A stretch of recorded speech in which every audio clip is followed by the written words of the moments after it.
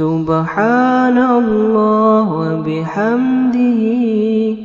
سبحان اللہ العظیم۔ ابو ہریرہ رضی اللہ تعالیٰ عنہ روایت کرتے ہیں کہ ایک آدمی نے رسول اللہ صلی اللہ علیہ وسلم سے درخواست کی کہ مجھے آپ وصیت فرمائیے۔ آپ صلی اللہ علیہ وسلم نے ان کو جو وصیت فرمائی وہ یہ تھی کہ غصہ نہ کیا کرو، لا تغضب،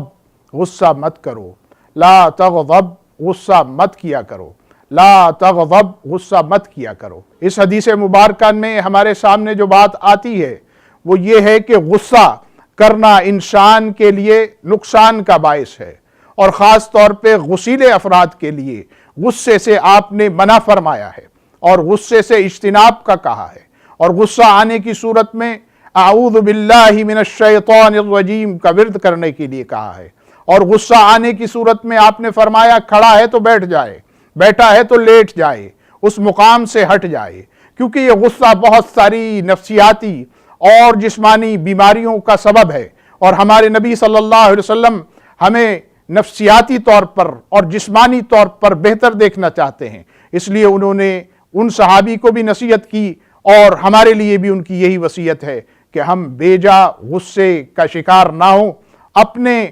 طرز عمل میں ایک دوسرے کے ساتھ ہمیں زیادہ سے زیادہ خوش اخلاقی کا مظاہرہ کرنا چاہیے اور غصے سے اجتناب کرنا چاہیے۔ اللہ مجھے آپ کو اس کی توفیق دے۔ وصلی اللہ علی نبینا محمد وعلی آلہ وصحبہ اجمعین۔ اللہم صلی علی سیدنا محمد وعلی